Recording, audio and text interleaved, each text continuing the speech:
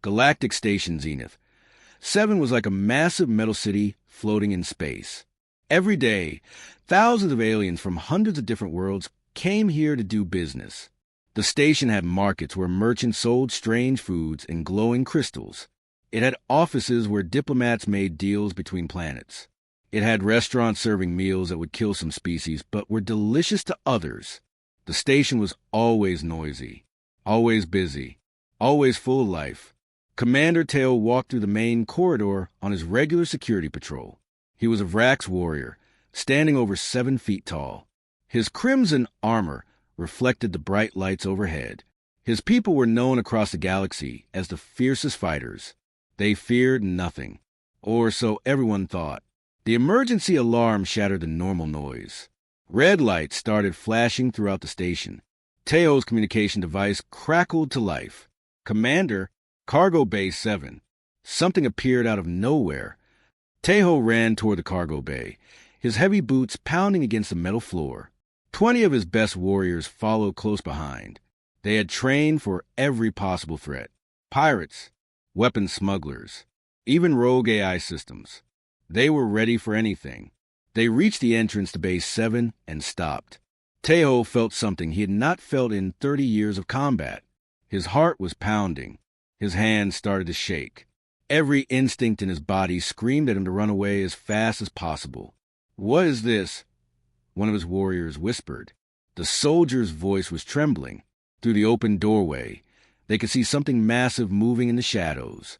The cargo bay was huge, designed to hold 3 transport ships at once. But this creature seemed to fill half the space.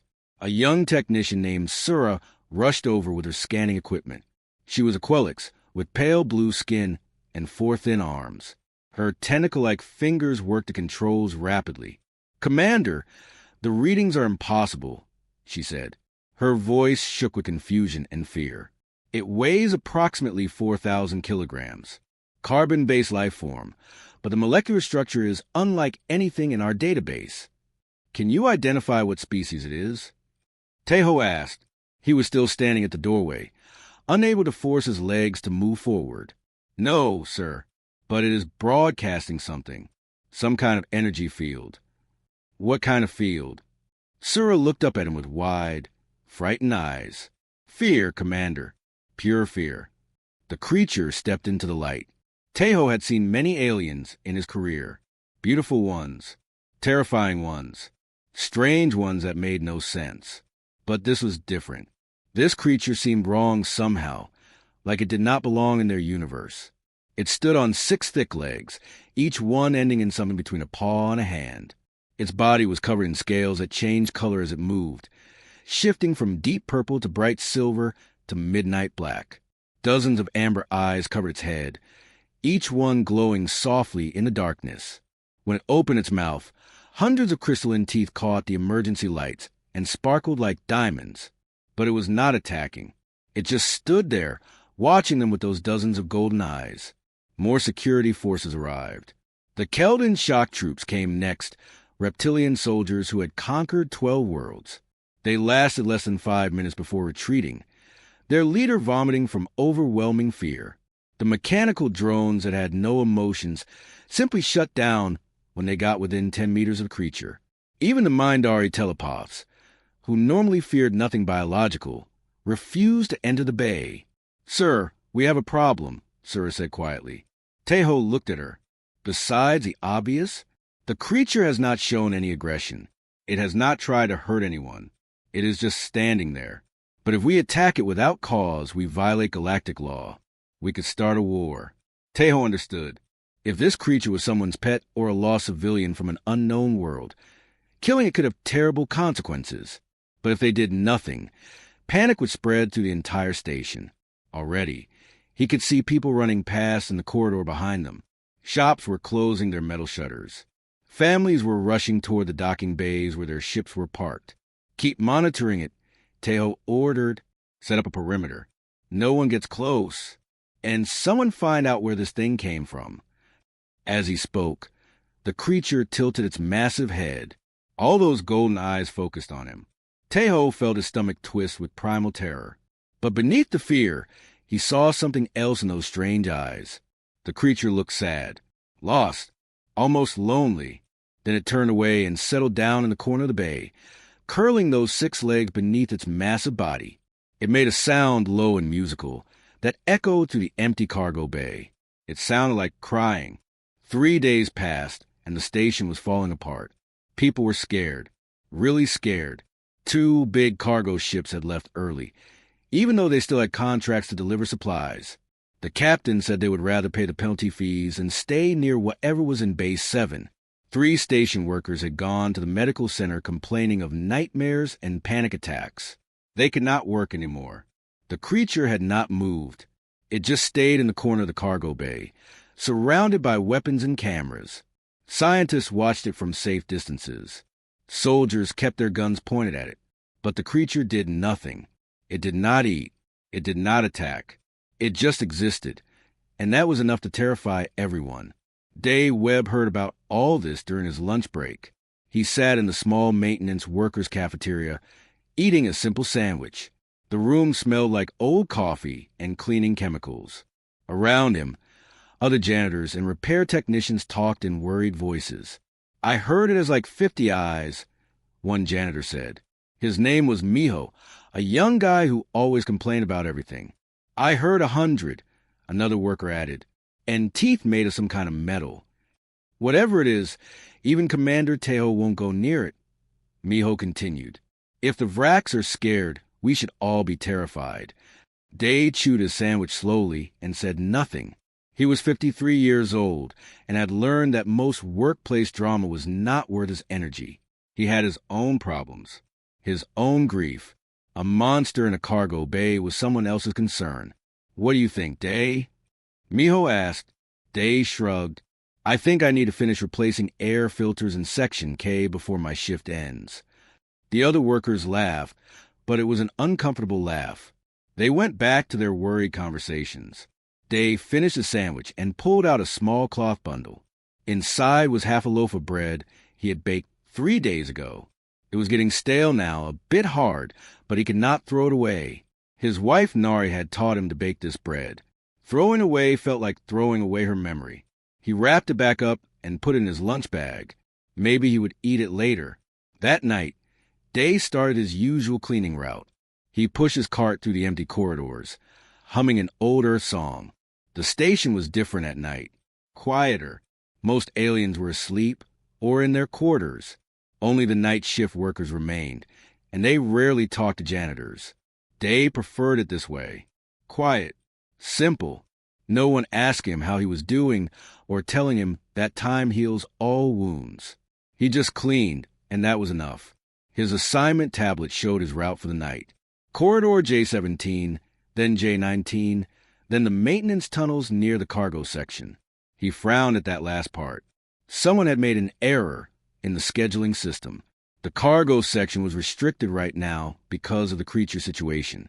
He should report the error, request a new assignment, fill out the proper forms.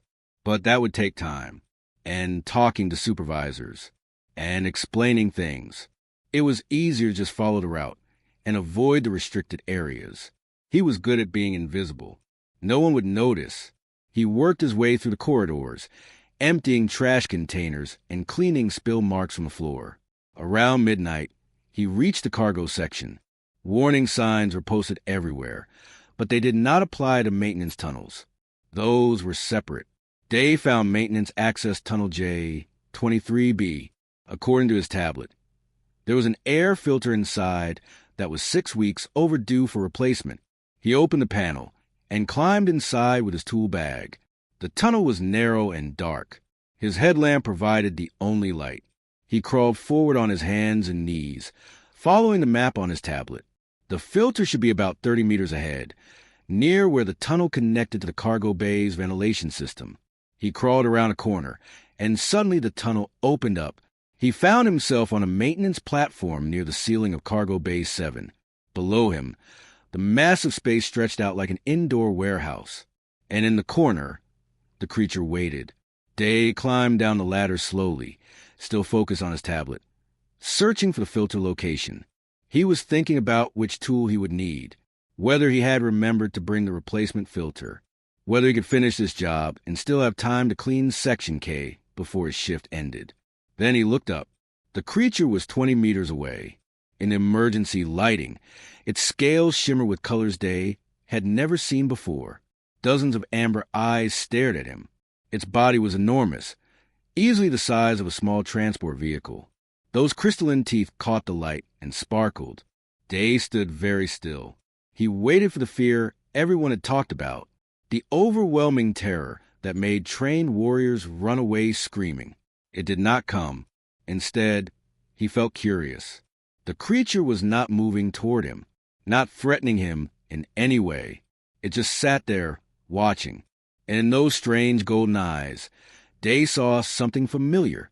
He saw loneliness. Security found Day 2 hours later in Corridor K9. He was standing on a small ladder, replacing an air filter like he did every week. His hands were dirty with dust, and his uniform had smudges on it. He was humming that old Earth song again, completely relaxed. Then Commander Tejo appeared with 4 armed guards. Their heavy footsteps echoed through the empty corridor. Day looked down from his ladder, surprised to see so many important people in this forgotten part of the station. "Am I in trouble?" Day asked. He climbed down slowly, wiping his hands on a cloth. "I know I was not supposed to be in Base 7. The computer gave me the wrong route. I can show you the assignment if you want." Tejo stared at him like he was looking at an alien species he had never seen before. "You approached the creature. You sat with it. You fed it. I gave it some bread. Yes, it seemed hungry. How did you resist the fear?" Tejo's voice was sharp, demanding. Day blinked in confusion. "What fear?" The guards looked at each other. One of them whispered something. Tejo's expression changed from anger to complete bewilderment. 20 minutes later, Day sat in a very nice office. Much nicer than any place he normally went. The furniture was expensive. The windows showed a beautiful view of space. Important people filled the room. Military commanders in decorated uniforms. Scientists with tablets full of data. Diplomats wearing clothes that probably cost more than Day made in a year. Director Hannah sat behind a large desk. She was the person in charge of the entire station. Day had only seen her once before, from far away during a station-wide announcement. "Mr. Webb," she said carefully, "can you explain what happened in Base 7? "I was replacing an air filter," Day said.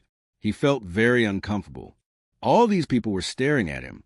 "I climbed to the maintenance tunnel and ended up in the cargo bay by accident. The creature was there. I had some bread in my lunch bag. I shared it. That is all." "And you felt no fear?" This question came from Dr. Yuna, a human scientist with kind eyes and gray hair. She leaned forward, genuinely curious. "No. Should I have?" Dr. Yuna looked at the others. The creature broadcast a distress signal on multiple frequencies. Most alien species have neural structures that interpret this signal as extreme danger. It triggers a panic response, flight or fight instincts. But humans, she gestured at Day. Human brains are different, simpler in some ways. We process those frequencies differently. You probably felt something, but not terror. "I felt sad," Day said quietly. The creature looked lonely. Commander Tejo made a sound that might have been a laugh or a cough. "Lonely? That thing radiates fear like a sun radiates heat. My warriors cannot go within 50 meters without panic attacks. But you think it looks lonely?" "Yes," Day said simply, "like it does not belong here, like it is lost and wants to go home. I understand that feeling." The room went quiet. Some of the diplomats shifted in their seats. Dr. Yuna nodded slowly, like Day had just said something very wise. Director Hannah leaned back in her chair. "Mr. Webb, we need your help. We have tried everything. Weapons do not work because we cannot get close enough to use them properly. Drones shut down. Telepods refuse to approach. But you walked right up to it and shared your lunch." "I was just being polite," Day said. "Polite," Tejo repeated. He sounded like he could not decide if he was impressed or insulted. "We need to understand what this creature is," Hannah continued. "Where it came from. what it wants, if it is dangerous or just scared. But we cannot get close enough to study it properly. You can. That makes you the most important person on this station right now. Day looked down at his dirty hands. I am just a janitor. I clean floors and change air filters. I do not know anything about aliens or science or any of this. Dr. Yuna smiled gently. Mr. Webb, you already did something no warrior or scientist could do. You showed kindness to something everyone else feared. That is exactly what we need. What do you want me to do? Just do what you did before. Yuna said, visit the creature. Talk to it if you want. Let it get comfortable with having people nearby. Meanwhile, we will set up equipment.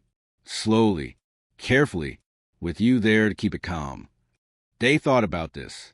He thought about going back to Base 7, about sitting with that strange, lonely creature again, about how nice it felt to have someone to talk to, even if that someone had dozens of eyes and could not understand his words. Okay, he said finally, I can do that. Over the next week, Day became the bridge between two worlds. Every night after his regular shift, he would go to Base 7, always through the maintenance tunnel, always carrying food, sometimes bread, sometimes fruit from the station market, once a bowl of rice that made the creature tilt its head in curious confusion. He would sit on the floor and talk, mostly about his wife Nari, how they had met at university on Earth, how she had been brave when he was shy, how she had taught him to bake bread, because she said food made with love always tasted better, how much he missed her voice. The creature, which Day had started calling Whisper because of the soft musical sounds it made, would listen. Its dozens of eyes would blink in slow, gentle patterns. Sometimes it would lean its massive head closer, like a dog trying to understand its owner's words. The news spread across the galaxy like wildfire. Within 3 days, ships from a dozen different governments arrived at Station Zenith 7. They all wanted the creature. They all had their own plans. The Vrax Empire sent their most famous general, High Commander Bora. She arrived with 3 warships and 100 soldiers. Her armor was polished chrome that reflected light like a mirror. Her eyes were cold and calculating. She had won 40 battles and destroyed 6 rebellions. She was not someone who accepted the word no. The council meeting room was packed. Diplomats and military officers from across the galaxy filled every seat. Day sat in the very back corner, wearing his cleaning uniform because he did not own anything nicer. He had been invited only because Director Hannah said his presence was required. He wished he could be anywhere else. This creature represents a military breakthrough, Bora announced. Her voice was loud and confident. Its fear field could revolutionize warfare. Imagine soldiers who cannot be approached by enemies. Imagine ships protected by waves of terror. The Vrax Empire claims this creature under salvage rights. It is not salvage, Day said from the back. His voice was quiet, but in the silent room, everyone heard him. Bora turned slowly. She looked at Day like he was an insect that had crawled onto her boot. You are Janitor. Stay silent when your superiors are speaking. Day's face turned red, but he said nothing more. He clenched his hands in his lap and stared at the floor. Another voice spoke up. This one belonged to Jiho, a representative from the Merchant Coalition. He was a Keldan, tall and thin with shimmering silver skin. His clothes were expensive, covered in tiny lights that changed color. He smiled constantly, but his eyes were calculating. Violence is so crude, Jiho said smoothly. Think of the prophets instead. This creature comes from another dimension, another reality. If we study it, we could develop new transportation technology. Imagine opening doorways to other worlds, other markets, other resources. My consortium is prepared to offer substantial compensation for exclusive research rights. It is not property, Day said, louder this time. You cannot buy it. Again, the maintenance worker speaks. Jiho said with an oily smile. Perhaps you should stick to cleaning toilets and let the adults make important decisions, yes? Some of the other representatives laughed. Day felt his ears burning with embarrassment and anger. But what could he say? They were right. He was nobody, just a janitor. Who was he to argue with generals and merchants? Director Hannah tried to restore order. Everyone, please. We are discussing a living, intelligent creature, not cargo or equipment. Our priority should be helping it, not exploiting it. Helping it. Bora laughed harshly. It appeared on your station without permission.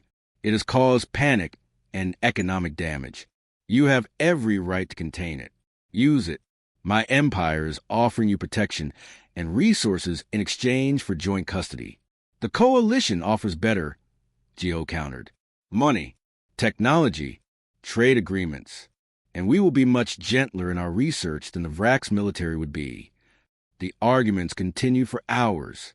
More representatives spoke. Each one had reasons why their government should control Whisperer. Some talked about scientific advancement, others about security threats. A few claimed they were thinking about the creature's welfare, but Day could hear the lies in their voices. Nobody asked what Whisper wanted. The situation grew worse over the following days. More warships arrived in the space around the station. Vrax cruisers positioned themselves near Keldon vessels. Other governments sent their own forces. Everyone was watching everyone else, fingers hovering near weapons controls. The station became tense. Fights broke out in bars between soldiers from different militaries. Trade slowed as merchants worried about violence. Families started leaving, taking their children to safer places. Day continued his nightly visits to Base 7, but now he was never alone. Vrax guards followed him everywhere, watching Whisper with their weapons ready. The creature's fear field grew stronger in response. All the progress they had made was disappearing. You are making it worse, Day told Director Hannah one evening. I do not have a choice, she said tiredly. She looked like she had not slept in days. If I do not show we are securing the creature properly, one of these governments will attack the station and take it by force. Whisper is not in it, Day said firmly. That is a person, a being, someone with feelings. Mr. Webb, I understand your compassion, but this situation is much bigger than... No, Day's voice was hard. It is not bigger. It is actually very simple. You have someone who is lost and scared and wants to go home. Everything else is just noise, just powerful people fighting over something that does not belong to them. Hannah stared at him. For a moment, she looked like she might argue. Then her shoulders slumped. You are right, but what can I do? I am one station director against a dozen governments. That night, Day could not sleep. He paced his small quarters, looking at the photo of Nari on his shelf. She smiled in the picture, standing in their garden back on Earth. She had always known what to do, always known how to stand up for what was right. What would you do? He whispered to the photo. The answer came easily. She would fight. The next morning, Day did something he had never done before. He requested to speak at the full council meeting. Director Hannah was surprised, but agreed. The council members were less pleased. A janitor wanting to address generals and ambassadors? It was unusual, disrespectful, even, but Day had made up his mind. He stood before the assembled leaders wearing his cleaning uniform. His hands shook, so he gripped the edge of the podium to keep them steady. Dozens of powerful beings stared at him with expressions ranging from curiosity to contempt. I am nobody, Day began. His voice was quiet but clear. I clean floors. I replace air filters. 6 months ago, I lost my wife and came here to disappear. I have spent my whole life being invisible. High Commander Bora shifted impatiently in her seat. Is there a point to this? Yes, Day said. The point is that I had nothing to lose. No career to protect. No reputation to worry about. So when I saw a Whisperer, I did not see a weapon or a business opportunity. I saw someone who was alone and afraid. Just like me. He reached into his pocket and pulled out a small cloth bundle. He unwrapped it carefully, revealing a piece of fresh bread he had baked that morning. The smell filled the room. This is what humans do, Day said, placing the bread on the podium. We share food with strangers. It is how we make peace, how we turn enemies into friends. You all came here with weapons and contracts and plans. I came with bread. Merchant Joe leaned back in his chair with an amused expression. Very touching. But feelings do not change reality. The coalition has resources and technology that could. Resources will not help. Dave's voice rose, surprising everyone, including himself. Do you want to know why your warriors could not approach Whisper? Because warriors look for threats. Merchants look for profits. Scientists look for data. Nobody just looked at Whisper and saw someone who needed help. And you did! Bora challenged. Why should we believe a janitor understands this creature better than trained specialists? Dave's voice became softer. Because I have forgotten how to be afraid. When you've lost everything that matters, when you're already empty inside, there is nothing left to protect. You can just see clearly. And what I saw was someone lost and scared, wanting to go home. The room fell silent. Some of the council members looked uncomfortable, others thoughtful. Dr. Yuna stood up suddenly. He is right. We have been making this too complicated. We located the dimensional rift 3 days ago. With the proper equipment, we can stabilize it long enough for Whisper to return home. It is possible. Commander Tejo nodded slowly. It would be dangerous. If the rift collapses during transit, then we will be very careful, Director Hannah interrupted. She looked at Dave with something like respect. Mr. Webb has reminded us why we built the station. To bring different worlds together. To find peace. To be better than our fear. The vote was close. Many council members wanted to keep Whisper for study or military use. But enough agreed with Dave's simple logic. They would help Whisper go home. High Commander Bora stood up angrily and left the room. Several other representatives followed her, but the decision was made. The preparations took 2 weeks.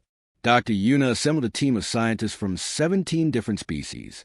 Because most aliens still could not get close to Whisperer, they worked through human intermediaries. Dave found himself running between groups, explaining what the scientists needed, helping them understand each other. He discovered he was good at this kind of work, good at listening, good at finding simple ways to explain complicated ideas, good at helping people cooperate. The dimensional rift was located in deep space, 40,000 kilometers from the station. A convoy of ships assembled, research vessels full of equipment, support ships with supplies, and, reluctantly, a Vrax military escort. Commander Teo had agreed to provide protection, though he clearly thought the whole mission was foolish. This is crazy work, he told Dave privately as they prepared to depart. But I respect that you stood up to Bora. That took real courage. It took anger, Day admitted. I am still surprised I did it. Tejo smiled slightly. Anger and courage often look the same from the outside. The convoy departed on a Tuesday morning. Day rode in the lead science vessel with Whisperer, Dr. Yuna, and a small crew through the viewport windows.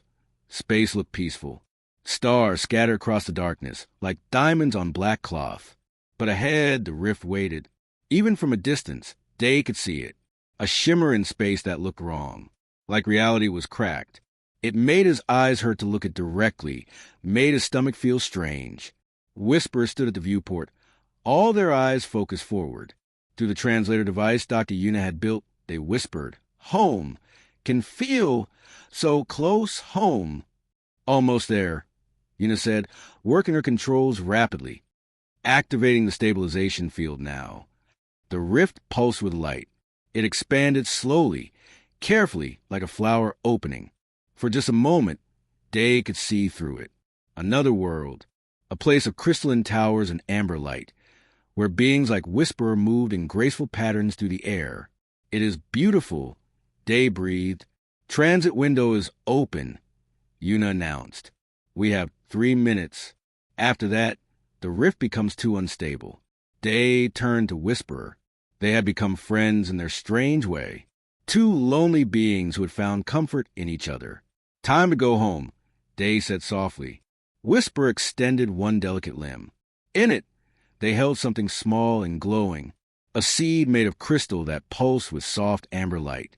"For you," the translator crackled, "will grow anywhere. Remember, friend." Day took the seed carefully. It was warm in his palm. "Thank you. I will take good care of it." He reached into his pocket and pulled out a data chip. "This is Nari's bread recipe. Dr. Yuna translated it for your biology. It will not taste exactly the same, but maybe it will help you remember our time together. Whisperer took the chip gently in those finger-like appendages. Never forget, you never forget. Kindness. The rift pulsed brighter. 1 minute. Yuna called out. Whisperer moved toward the airlock. They paused at the threshold and looked back at Day one final time. Why? Humans different? They asked through the translator. Day thought carefully. He thought about Nari and her endless kindness, about all the maintenance workers who kept the station running, invisible and unnoticed, about the ability to see past fear to the person underneath. We are not that different from anyone else, he said finally. We are just small. When you are small, you cannot afford to see everything as dangerous. You have to find friends wherever you can. You have to offer bread and hope for the best. Small, but big hearts. Whisper said. They stepped through the airlock. The exterior doors opened to space. Beyond them, the dimensional rift shimmered and glowed. Whisperer stepped through. For just a moment, Day could see them on the other side. Home, surrounded by others of their kind. They turned back once more, raising a limb in what might have been a wave goodbye. Then the rift collapsed. Reality sealed itself. Whisper was gone. Transit successful, Yuna said quietly. They made it home safely.